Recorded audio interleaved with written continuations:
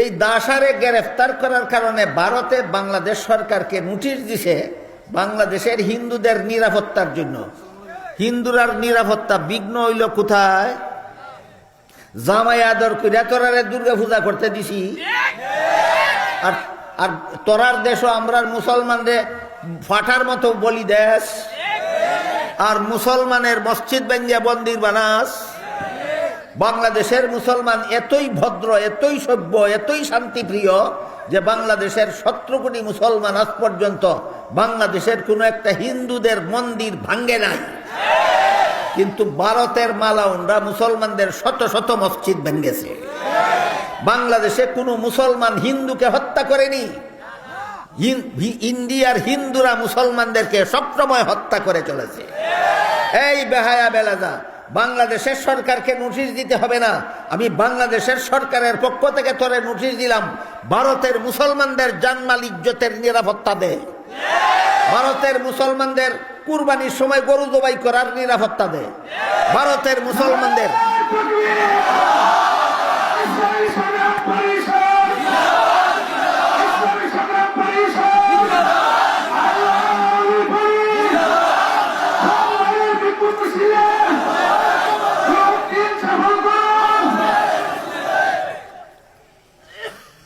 কথাটা একটু ঠান্ডা মাথায় আমাদের বুঝতে হবে। কেতনা বড় বেহায়া বেলাদা হইলে ভারত সরকার বাংলাদেশ সরকারকে নোটিশ দিতে পারে বাংলাদেশের হিন্দুদের নিরাপত্তা চাইয়া। বাংলাদেশের কোন হিন্দুর নিরাপত্তা কোন দিন নষ্ট হইল?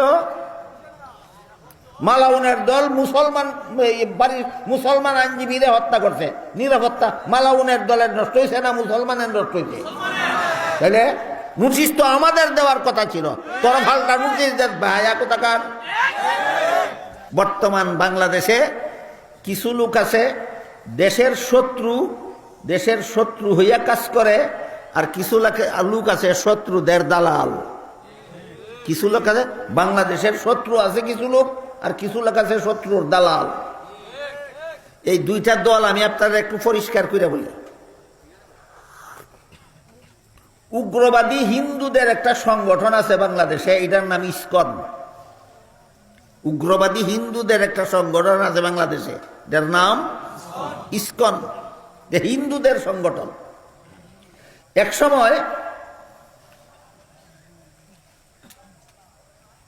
চিন্ময় কৃষ্ণ দাস এই সংগঠনের নেতা ছিল। চিন্ময় কৃষ্ণ দাস হইল বাংলাদেশের স্বাধীনতার বিরুদ্ধে বিদ্রোহ ঘোষণাকারী।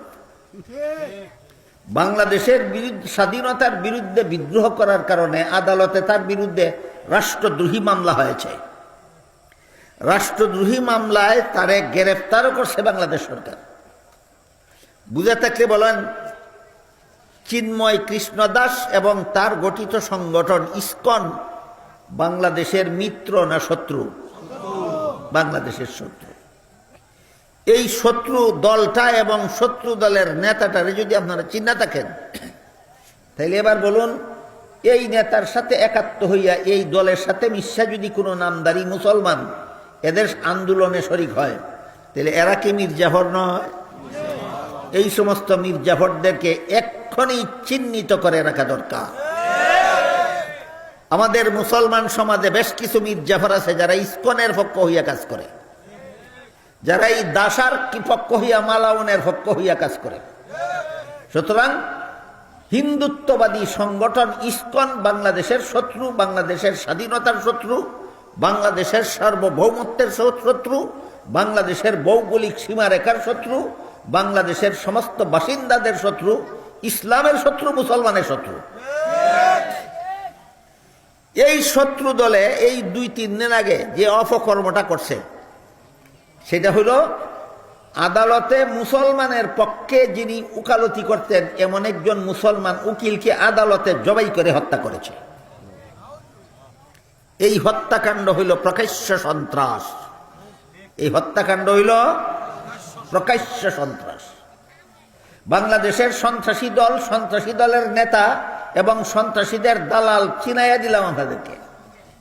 এই যে ইসকনের লোকেরা একজন মুসলমান আইনজীবীকে হত্যা করলো। ইসকনের লোকেরা সন্ত্রাসী কিনা বলেন? কত কত জিনিস একত্র হইলে সন্ত্রাস হয়। দলবান্ধা, অস্ত্র নেওয়া, নির্দোষীকে হামলা করা। ইসকন একটা দলের নাম। এরা অস্ত্র ছাড়া লোকটারে হত্যা করছে না অস্ত্রের দ্বারা? লোকটা দোষী ছিল না নির্দোষ? সুতরাং কোনো সন্দেহ নাই এই উগ্র হিন্দুদের সংগঠন ইসকন বাংলাদেশের একটা বিস্ফোরা, এটা একটা সন্ত্রাসী দলের নাম।